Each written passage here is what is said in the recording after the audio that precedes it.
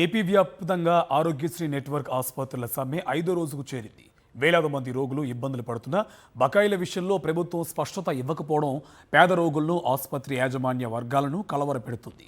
బకాయిలు ఇస్తామని నమ్మించి చంద్రబాబు ప్రభుత్వం మోసం చేస్తుందని నెట్వర్క్ ఆసుపత్రుల యాజమాన్యాలు మండిపడుతున్నాయి. ఫలితంగా వైద్య సేవలు అందక రోగులకు ఇక్కట్లు తప్పడం లేదు.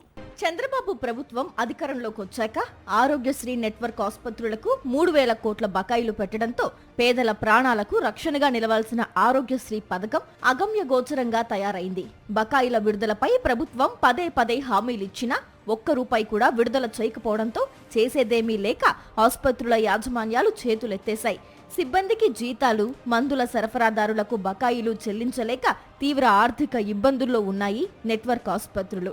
ఈ తరుణంలో ఇక సమ్మె ఒక్కటే శరణ్యమని నిర్ణయించాయి నెట్వర్క్ ఆసుపత్రులు. చంద్రబాబు ప్రభుత్వం అధికారంలోకి వచ్చాక రాష్ట్రంలో నెట్వర్క్ ఆసుపత్రులకు బిల్లులు ఇవ్వక వారి పరిస్థితి ఇబ్బందికరంగా మారింది. తమ పరిస్థితిని ప్రజలకు తెలియజేయడంతో సమ్మెతో ప్రభుత్వ వైఖరిని ఎండగట్టాలని నిర్ణయించుకున్నాయి. అంతేకాకుండా పూర్తి బకాయిలు చెల్లించే వరకు సేవలు పూర్తిగా నిలిపేయాలని భావించాయి. దీంతో పేద రోగులు దిక్కుతోచని స్థితిలో పడ్డారు.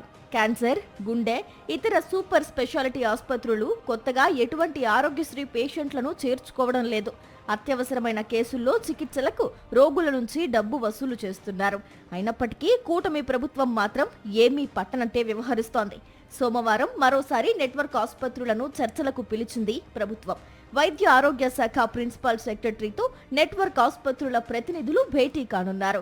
ఈ భేటీలో సానుకూల నిర్ణయం వస్తే సరి, లేదంటే సమ్మెను ఉధృతం చేయడం ద్వారా ప్రభుత్వంపై మరింత ఒత్తిడి తేవాలని నెట్వర్క్ ఆసుపత్రుల వర్గాలు భావిస్తున్నాయి.